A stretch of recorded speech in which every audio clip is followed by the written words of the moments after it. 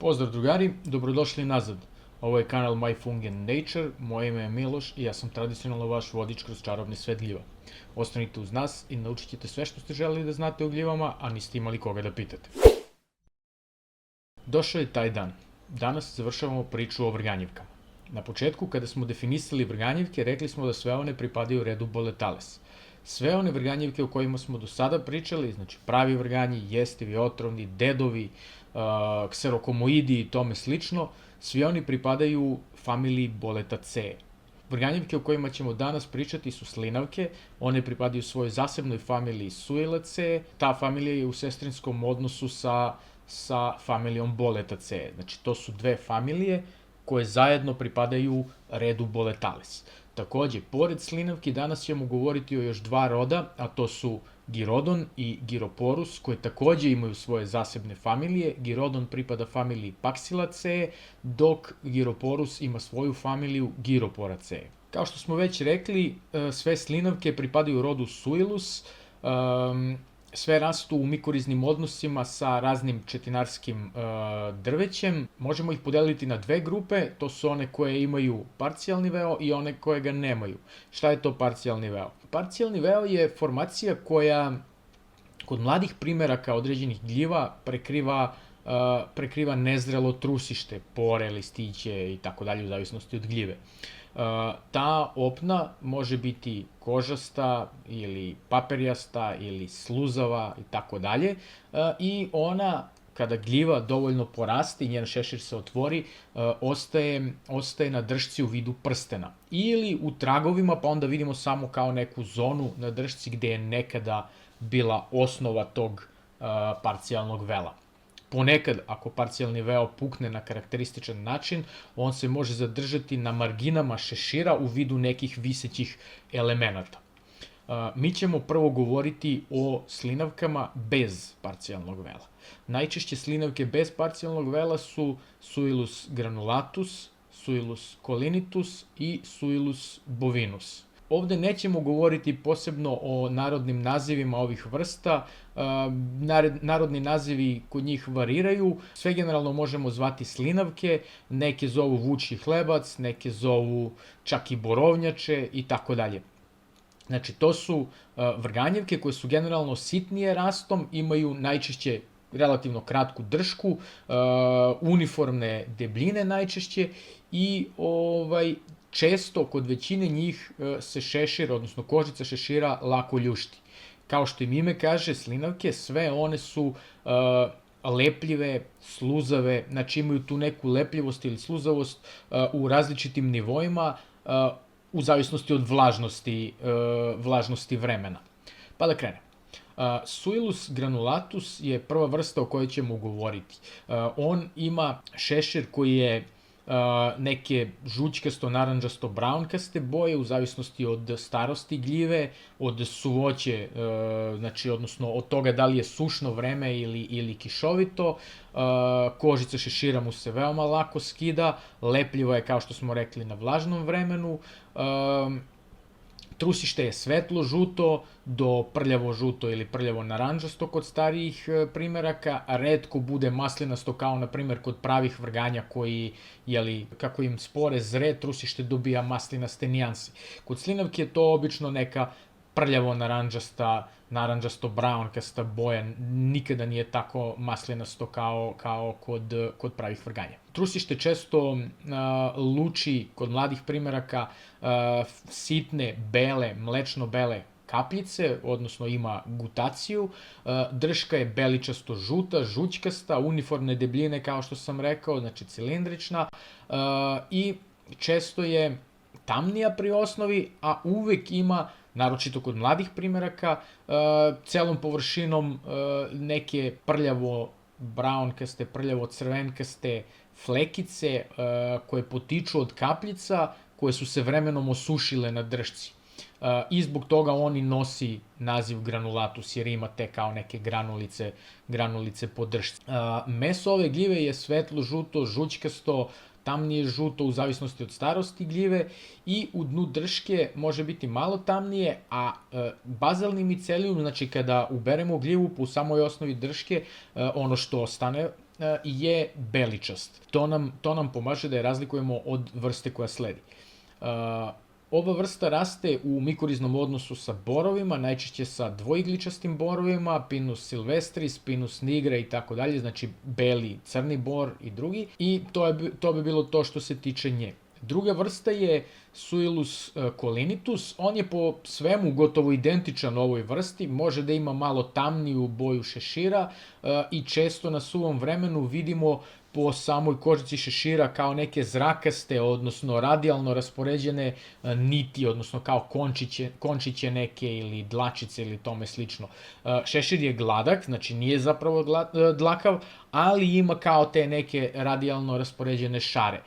Često se kroz površinu, odnosno tu neku brownkastu boju šešira, probijaju razne neke čak i ljubičaste ili žućkaste nijanse, brownkaste i tome slično. On se generalno razlikuje od prethodne vrste po tome što u osnovi drške nema beobazalni micelijum, već i on kod nje je ružičast. Takođe na preseku dno drške je karakteristično ružičasto žućkaste boje.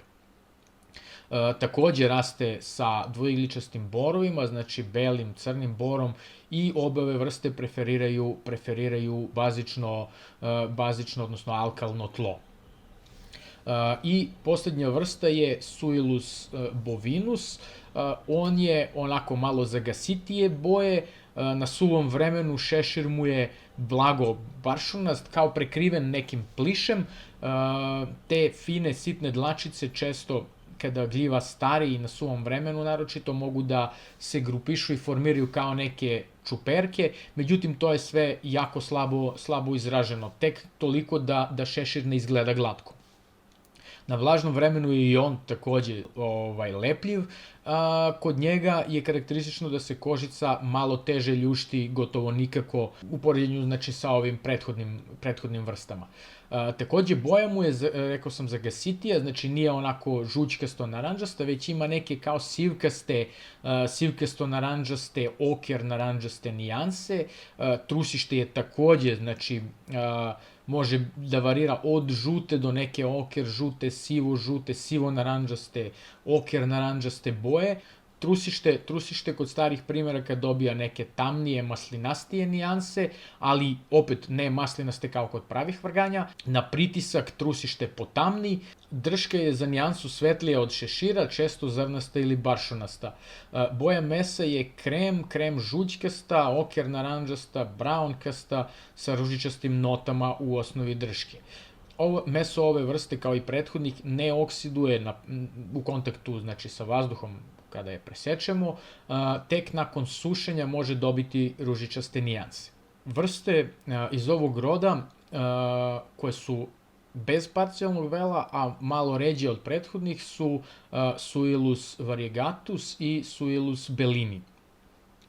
Suillus variegatus je sličan prethodnoj vrsti koju smo opisali, znači ima tu neku zagasito naranđastu, oker naranđastu boju, sivkasto naranđastu čak. Takođe mu je šešir plišan, da tako kažemo, ili baršunast, često puca na suvom vremenu i to onako kao u kvadratiće i taj neki baršunasti sloj se grupiše u čuperke. Na vlažnom vremenu je takođe sluzav, odnosno lepljiv i kožica šešira se teško ljušti. Pore kod ove vrste su sivkaste, brownkaste do oker, na dodir dobijaju plavičaste nijanse koje kasnije potamne u brown boju. Drška je žuto-naranđasta, oker brownkasta i tome slično, a meso ima neke naranđasto-žućkaste nijanse, međutim može da oksiduje u plavu boju na preseku. I poslednja vrsta bez parcijalnog vela je Suillus bellini, to je mediteranska vrsta, ređa je u unutrašnjosti, karakteristično je bele boje šešira koja može centralno da potamni i kod veoma starih primeraka može biti u potpunosti brown boje. Kožica šešira se lako ljušti, kao i kod drugih slinavki, znači lepljiva je na vlažnom vremenu. Pore kod ove vrste su beličasto-žućkaste do tamnije, drška je bela, tamnija kao osnovi i trusište i drške su prekriveni kapljicama gutacije koje su obično beličasto-ružičastih nijansi, crvenkaste čak. Kada se osuše mogu ostaviti flekice na dršci, odnosno slično kao kod granulatusa, one kao tačkice na samoj dršci. Meso mu je beličasto, žućkasto, znači iznad trusišta i u osnovi drške. Ova vrsta je mikorizna sa borovima i to pre svega Pinus halepensis, Pinus radiata i Pinus pinea. I sada dolazimo do vrsta sa parcijalnim velom. Govorit ćemo o njih 5, to su Suillus luteus kao najčešći, Suillus grevillei, Suillus lakei, Cavipes i Viscidus. Najčešća vrsta ovih slinavki sa parcijalnim velom je Suillus luteus. On je veoma sličan morfološki, kako se zove, granulatusu, odnosno prvoj vrsti o kojoj smo pričali. Šešir mu je braunkastih nijansi, trusište je žućkasto-naranđasto, drška beličasta, može imati neke braunkaste ili crvenkaste nijanse oko prstena. Kao što smo rekli, ova vrsta ima parcijalni veo, odnosno trusište mu je prekriveno opnastim prstenom, odnosno opnastim velom koji štiti, znači, cevčice u mladosti. Kasnije on pukne, odnosno odvoji se sa margina šešira i ostane u vidu krupnog suknjičastog prstena na dršci. I to uvek se zadržava u gornjem delu drške. Sa gornje strane može imati tamnije ljubičaste nijanse, naročito baš u delu gde se spaja sa drškom. Ova vrsta je mikorizna sa borovima, preferira kisela i peskovita staništa. Meso mu je beličasto, žućkasto pod kožicom šešira i iznad cevčica, a u dršci je malo tamnije. Druga vrsta o kojoj ćemo pričati je Suillus grevillei. Ova vrsta raste isključivo u mikorizi sa arišem, odnosno Larix decidua. Boja ove gljive je žućkasta, izraženije žućkasta nego kod drugih, znači žućkasto-naranđasta, dosta je sluzava na vlažnom vremenu, trusište je žućkasto, kasnije žućkasto-naranđasto i kod veoma mladih primeraka je prekriveno svojevrsnim sluzavim parcijalnim velom. On, kada se šešir gljive otvori, ostaje u vidu prstena koji je uz samu dršku onako paperijast, dok je u marginama izraženo sluzav. Ponekad se zadrži tek u vidu sluzavog traga, odnosno ceo može da bude sluzav, a ne paperijast. Drška je beličasto-žućkasta, žućkasto-naranđasta, čak i braunkasta. Suillus lakei je vrsta koja raste isključivo u mikorizi sa Douglasiom, odnosno vrstom Pseudotsuga menziensi. Šešir ove vrste je braunkast, tamniji nego kod drugih vrsta i izrazito čehav. Te čehice, odnosno dlačice, formiraju ljuspice kada srastu, na vlažnom vremenu šešir je lepljiv do sluzav, trusište je zlatno-žuto kod mladih, kasnije tamnije i na dodir dobija braunkaste note. Trusište je prekriveno parcijalnim velom koji se kasnije zadržava na dršci u vidu veoma izraženog vlaknastog ili vunastog prstena. Meso je beličasto-žuto, tamnije na preseku, izraženije u dršci i ponekad može da oksiduje na preseku. Sledeća vrsta je Suillus cavipes. Ova vrsta je nekada pripadala rodu Boletinus i zvala se Boletinus cavipes. Njen naziv potiče od karakteristične šupljine koja se proteže centralnim delom drške. Inače, ova vrsta je slične morfologije, spoljašnje te morfologije kao i prethodna vrsta, odnosno Suillus lakei. Znači ima tu neku čehavost ili ljuspastost šešira po površini. Mikorizna je sa arišem, znači Larix decidua, i to pre svega na kiselom tlu. Šešir mu je žućkasto-braun, braunkasto-crven i njegova kožica je, kao što sam rekao, prekrivena ljuspicama kao i kod prethodne vrste. Pore su žućkaste, kasnije je maslinasto-braun i na pritisak vremenom potamne. Drška je braunkasta sa braunkastim ljuspicama i u unutrašnjosti, znači, ima tu šupljinu koja je takođe u nekim brownkastim nijansama. Šupljina je, znači, uniformna, centralna, znači u kontinuitetu se proteže kroz celu dršku. Meso je žućkasto, ponekad malo tamnije i nepromenljivo na preseku.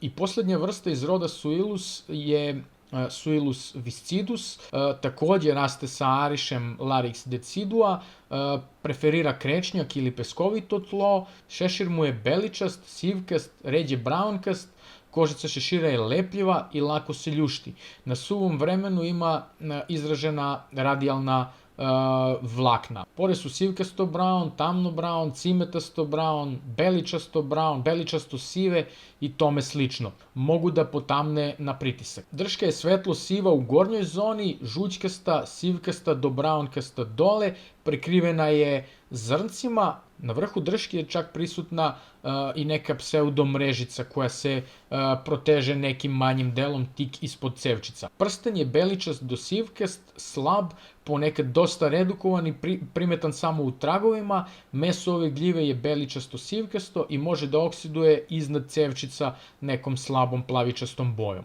I to bi bilo to što se tiče odabranih vrsta iz roda Suillus, ima ih još u Evropi, ali mi smo odabrali one neke češće vrste ili vrste koje su karakteristične.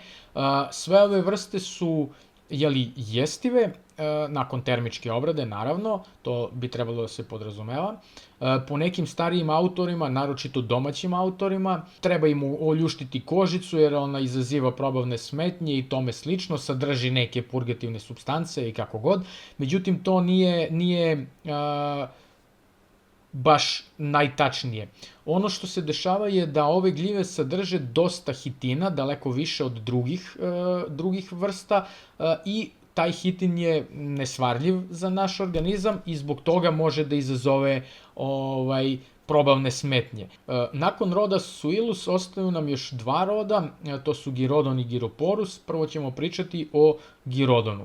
Kao što sam rekao na početku, on ima svoju zasebnu familiju Paxillaceae i jedina je vrganjevka iz ove familije.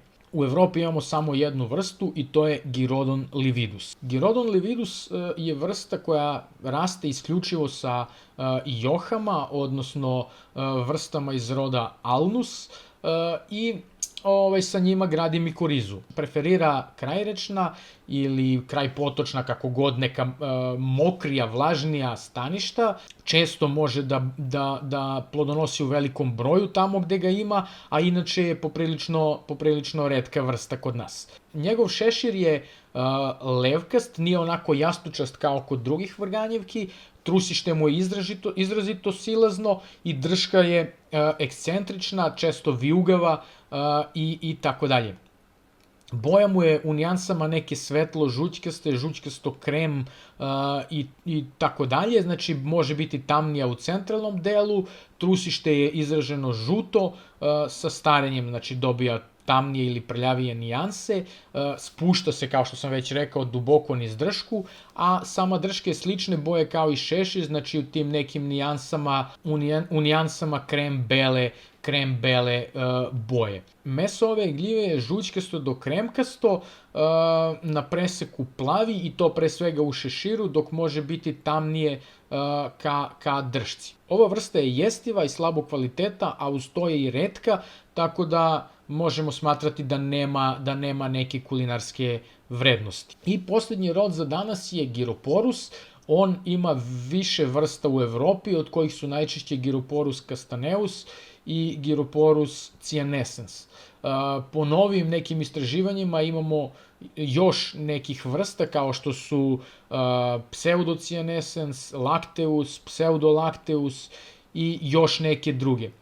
Rod Gyroporus se odlikuje plodnim telima koje su krupnija, mada mogu da variraju dosta u veličini, ali češće su krupnija nego sitnija i podsećaju znači, svojim oblikom na prave vrganje. Plodna tela, naročito drška, su dosta krhke i odlikuju se centralnom komorastom šupljinom u dršci koja je ispunjena nekom paučinasto-vunastom materijom. Te komore su najčešće poređene vertikalno jedna iznad drugi, ima ih 2, 3 ili više.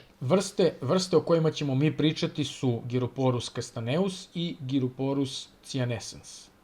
Gyroporus castaneus ili kestenjasti vrganj, ponekad pogrešno nazvan kestenov vrganj, to je pogrešno zato što on ne raste u mikorizi sa kestenom zapravo, a taj naziv potiče, to castaneus, potiče zapravo od boje koja podsjeća na boju kestena. Šešir mu je, kestenjast, u nekim nijansama naranđasto-braunkaste, čokoladne, kestenjaste, slične boje je i drška, trusište je belo, beličasto, može blago da potamni na dodir, kao što smo rekli, drška je komorasto šuplja i ispunjena, znači te komore su ispunjene tim nekim vlaknasto-vunastim elementima. Meso je beličasto, može biti braunkasto, naranđasto tik ispod kožice šešira i ne oksiduje. Ima prijatan miris i smatra se jestivom vrstom, ali opet retko gde ovu vrstu možete naći u velikom broju. Često pri identifikaciji ove vrste koristimo dodatak sensulato, zbog toga što, odnosno u širem smislu, zato što postoji sumnja da je to kompleks vrsta i da ima nekoliko njih koje nisu dovoljno jasno definisane ili još uvek opisane, pa onda ljudi često, odnosno mikolozi često determinišu tu vrstu kao Gyroporus castaneus u širem smislu, jer može biti i castaneus i nešto što je srodno castaneus. Poslednja vrsta za danas je Gyroporus cyanescens, ili modri vrganj, da tako kažemo. Ova vrsta je po morfologiji slična prethodnoj, osim što ima skroz drugačiju boju. Šešir mu je beličasto krem boje, prekriven je nekim gustim baršunastim slojem, znači ima dlačice ili čehice i tako dalje po šeširu. Trusište je slične boje kao kod prethodne vrste, znači beličasto, na dodir poplavi, slično kao i ostali delovi gljive. Drška mu je takođe u nekim nijansama, znači ceo je tako nekako beličasto siv, beličasto kremkast, međutim drška pri vrhu ima karakterističan oblik gde postoji naglo suženje u nekom gornjem delu i postoji kao neki greben. To postoji zbog toga što je u tom delu trusište gljive, odnosno pore su tu bile prilikom, u tom nekom najranijem stadijumu razvoja, bile spojene sa drškom, odnosno pribijene uz dršku, i onda kako se kasnije gljiva razvijala, taj grebenasti, odnosno to naglo suženje se zadržalo. Takođe, znači, je komorasto šupalj i u svim delovima gljive, kao i na preseku, može da poplavi. Plavljenje može da varira od izuzetno intenzivnog, modrog, mastiljavog do veoma slabog. Zbog toga što postoje slične vrste sa ovom, često se ona slično prethodnoj determiniše kao cyanescens u širem smislu, odnosno cyanescens sensulato, zato što mikolozi često na osnovu samih, odnosno samo morfoloških karakteristika nisu sigurni da li se govori o jednoj ili drugoj ili trećoj nekoj vrsti iz tog roda koja je slična u tom svom spoljašnom izgledu. Slično prethodnoj vrsti jestiva je, ali nedovoljno izdašna, tako da možemo je smatrati ili nejestivom ili neupotrebljivom, ili je koristiti u kombinaciji, odnosno miksu sa drugim gljivama. Ovim završavamo našu priču o vrganjima. Nadam se da ste uživali, da ste nešto naučili o vrganjima što do sada niste znali. Svakako voleo bih da u komentarima ispod videa, znači, ostavite neko pitanje, sugestiju ili šta god. Mislim, vi to radite, ali ne u intenzitetu u kom bi ja to voleo, ali svakako ostanite uz nas.